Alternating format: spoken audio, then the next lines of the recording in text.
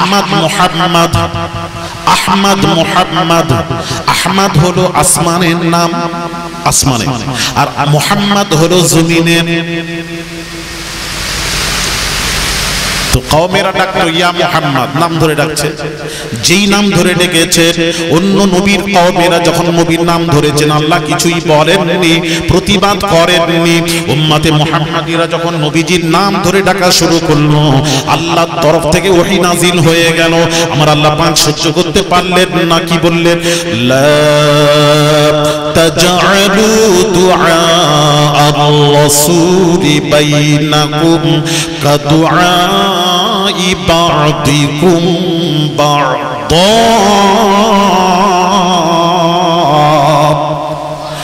আল্লাহ পাক বলেন হাবিব, আল্লাহ পাক বলেন, আল্লাহ পাক বলেন এক অপরকে যেভাবে কোরআন বলছে, এক অপরকে যেভাবে নাম ধরে ডাকাডাকি করো, করে আসছো করো, আমার হাবিবের নাম ধরে ডাকবে না। তার কারণ আমি আল্লাহ স্রষ্টা হয়ে, আমি আল্লাহ আমার নবী মুহাম্মাদের নাম ধরে আমি আল্লাহ ডাকিনি, আমি ডাকিনি, তোদের অনুমতি নেই। তাহলে আপনারা বলে আল্লাহ কিভাবে ডেকেছেন নবীজিকে? কোরআন, তার প্রমাণ আছে, কোরআন নিয়ে আসুন।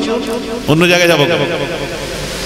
ভাইরা আমার, বামাজিরা, ও মা বোনেরা, ভালো করে শুনুন, কোরআন শুনুন, আল্লাহর কোরআন।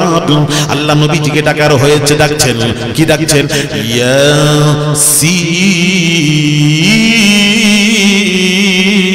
ইয়াসিন। আল্লাহ নবীকে ডাকছেন ইয়া আইয়ুহাল মুযাম্মিল, নবীকে ডাকছেন ইয়া আইয়ুহান নবী, ইয়া আইয়ুহার রাসূল।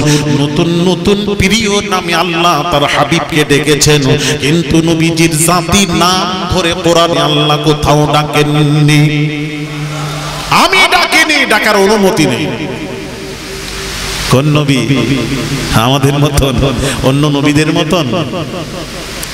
নূহ নবী, হুদ নবীকে তার কওমেরা যখন খারাপ বলল, পথভ্রষ্ট বলল, গুমরাহ বলল, নবী নিজেই কওমের সামনে দাঁড়িয়ে প্রতিবাদ করছেন, লাইসা বি সাফাহাতুন লাইসা বি দালালাতুন, আমাকে পথভ্রষ্ট মনে করো না, আমি পথভ্রষ্ট নই, নিজেই প্রতিবাদ করছেন।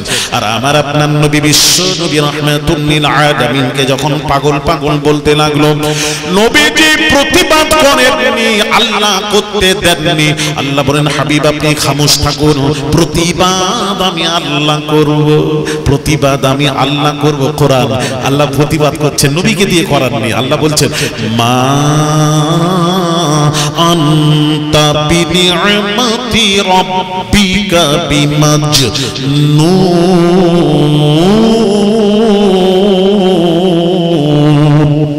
হে নবী, আপনাকে যারা পাগল বলছে তারাই পাগল, আপনি পাগল নন, আপনি আমার নিয়ামতের হকদার, পাগল নন। জোরে জোরে বলুন সুবহান। চিন্তা করবেন না আপনি পাগল। নবীকে কি বলতে জানেন? আফতাব নবী, নির্বংশ নবী। নবী যখন সব সন্তান চলে গেল, ওনার চারজন পুত্র সন্তান ছিলেন, চারজন, কাসিম, তৈয়ব, তাহির, ইব্রাহিম। এই চারজন সন্তান যখন ইন্তেকাল করলেন, তখন মক্কার কাফেররা বগল দাবাচ্ছে, কি বলছে জানেন? নির্বংশ নবী, নির্বংশ নবী, বংশ শেষ, ছেলের থেকে বংশ ধরা হয়, যার ছেলে নেই খুব চিন্তায় থাকে তারা। তারা বলে হুজুর আল্লাহ আমাকে একটা পুত্র সন্তান দাও। মেয়ের থেকে কিন্তু বংশ ধরা হয় না, মেয়ের থেকে বংশ ধরা হয় না, ছেলের থেকে বংশ ধরা হয়। আল্লাহ আমার ছেলেকে সব তুলে নিয়েছ। আফতাব নবী সব বলছে আমাকে নির্বংশ নবী, এই বংশের বাতি জ্বালানোর কেউ রইল না, বাতি জ্বালানোর কেউ রইল না, নির্বংশ নবী। আল্লাহ বলছেন, কোরআন আয়াত নাজিল করলেন, আমার হাবিব এরকম বলছো? আল্লাহ সহ্য হলো না। যে যাকে ভালোবাসে তার বিরুদ্ধে কথা বললে সে সহ্য করতে পারে না, মাবুদ সহ্য করতে পারলেন না।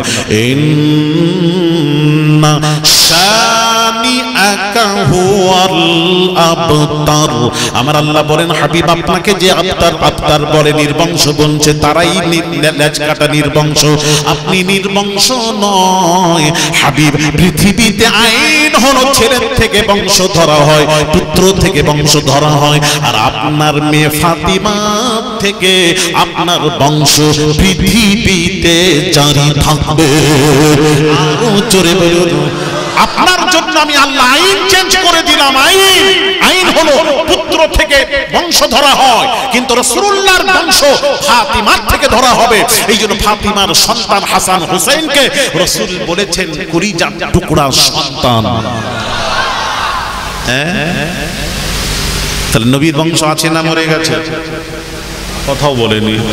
আরে পানি হয়েছে তো মন খারাপ করছেন কেন? পানি দেনেওয়ালা কে? আল্লাহ। তাহলে তো মন খারাপ করছেন কেন? যদি অন্য কেউ দিত আপনি বলতেন ওর সাথে হুজুর দ্বন্দ্ব আছে, সে পানি দিয়ে দিল ঠিক জলসার সময়, ভাল লাগছে না, মন টন খারাপ। এটা তো নয়, পানি দেনেওয়ালা আল্লাহ। তাহলে ওখানে মন খারাপ করছেন কেন?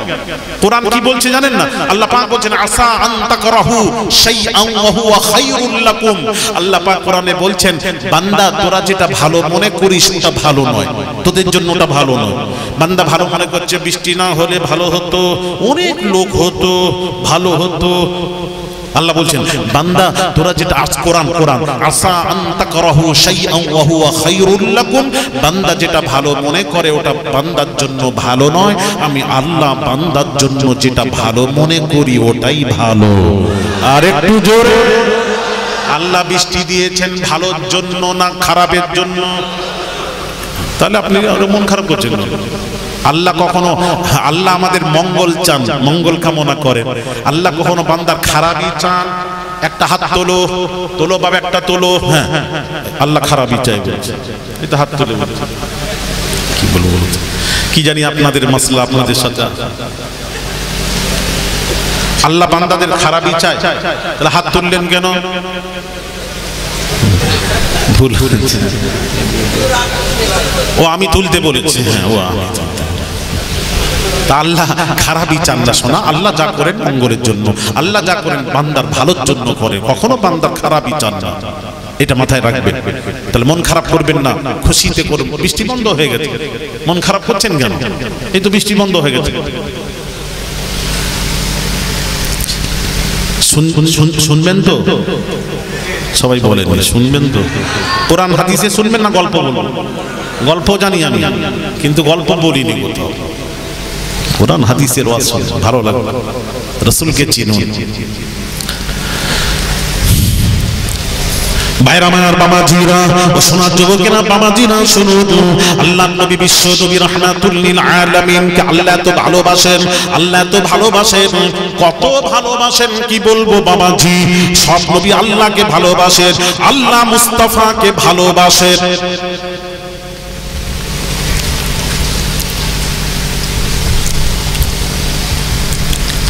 মাল ফারকু বাইনাল কালিম ওয়াল হাবিব, হাবিব এবং কালিমের মধ্যে পার্থক্য।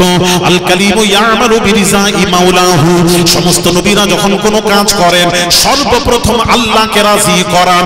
আল্লাহ রাজি, আল্লাহ যাতে রাজি, तमाम পয়গম্বরেরা তারা তাতে রাজি। আল্লাহ যাতে রাজি, সমস্ত নবীরা তাতে রাজি। সমস্ত নবীরা আল্লাহকে রাজি করিয়ে কাজ করতেন।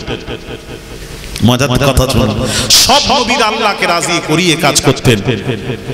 আর আমাদের নবীর সম্পর্কে শুনুন, ওয়াল হাবিবু ইয়ামালু বিরিজাইহি, আল্লাহ যখন কোনো কাজ করে, আল্লাহ যখন স্রষ্টা যখন কোনো কাজ করে, সর্বপ্রথম মুহাম্মদকে রাজি করা। মুহাম্মদ যাতে রাজি, আমার আল্লাহ তাতে রাজি। আরো জোরে বলুন হায় হায় হায়। শোনা গো, কি ভালোবাসেন নবীর সাথে আল্লাহর কি সম্পর্ক, বুঝলে না মৌলবীরা? নবী চিনলে না চিনো? বাংলাদেশে ওয়াজ করেছি, বড় বড় আলেম ওলামা মুফতি জানেন তো বাংলাদেশে। ওরে বাপরে, এত আলেম ওলামা কোথাও নেই, এত ফিতনাও কোথাও নেই যত বাংলাদেশে। ওই এক মিডিয়া এক পীর সাহেবের কাছে গিয়ে ধরে বলছে আপনার সাথে আল্লাহর কি পরামর্শ চলছে? পীর সাহেব বলছেন আমি আল্লাহকে বলেছি 5 ওয়াক্ত নামাজটা উম্মতের জন্য ভারী হয়ে পড়েছে, ওটাকে একটু কমানোর ব্যবস্থা করুন। আল্লাহ আমাকে বলেছেন ওটার ব্যাপারে আমি একটু চিন্তা করছি। জোরে বলুন সুবহানাল্লাহ। কি পীর সাহেব রে বাবা, ওরে বাবা। যেমন আলেম ওলামা আছে তেমন ভণ্ডামিও আছে। কথা ঠিক না বেঠিক? কথা বলে না কেন এরকম লগ্ন? কথা ঠিক না বেঠিক? এক মুফতি সাহেব দাঁড়িয়ে আমাকে বলছে, আপনি যে বললেন আল্লাহুস সামাদ, আল্লাহ বেনিয়াজ, আল্লাহ কারোর মুখাপেক্ষী নন, আর আপনি বললেন আল্লাহ যখন কোনো কাজ করেন রাসূলকে রাজি করিয়ে কাজ করেন, দলিল দেবেন। দলিল ছাড়া আমরা মানবো না, কোরআন হাদিসের দলিল দেবে। আমি বললাম বেটা, আমার কাছে এত দলিল আছে, মরে গেলে কবর দিয়ে দিব, মাটি লাগবে না, দলিল দিয়েই কবর দিয়ে দেব।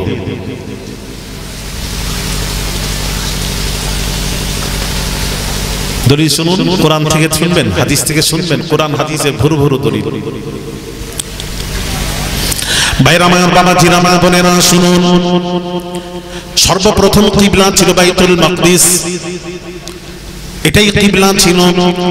আল্লাহ নবী যখন মদিনা শরীফে চলে গেলেন, মক্কা শরীফে যখন নবী নামাজ পড়তেন, বাইতুল মাকদিসের দিকে মুখ করে নামাজ পড়তেন, এমন ভাবে নামাজ পড়তেন কাবাকে সামনে রেখে বাইতুল মাকদিসের দিকে মুখ করে নামাজ পড়তেন। আল্লাহ নবী যখন মদিনা শরীফে হিজরত করে মদিনা শরীফে চলে গেলেন, ওখানে শত তাফসীর খুলে দেখুন, 17 মাস কিবলা, 17 মাস নবীজি বাইতুল মাকদিসের দিকে মুখ করে নামাজ আদায় করেছেন, বাইতুল মাকদিসের দিকে মুখ করে নামাজ আদায় করেছেন 17 মাস। নবীজি যখন মদিনা শরীফে গেলেন, আমার দিকে তাকান, মদিনায় গিয়ে বাইতুল মাকদিসটা এই দিকে, বাইতুল্লাহটা কাবাটা এই দিকে, নবীজি ওই দিকে মুখ করে নামাজ পড়ছেন, সাহাবীরাও নবীজির পেছনে আছেন, নামাজ আদায় করছেন। এমন সময় নবীজি 2-4 লাখ। মাশাআল্লাহ, হুজুরের এই জলসাটি শুনে খুব ভালো লাগলো। যদি আপনাদের ভালো লেগে থাকে তাহলে আমাদের চ্যানেলটাকে লাইক, শেয়ার, কমেন্ট, সাবস্ক্রাইব করে পাশে থাকবেন।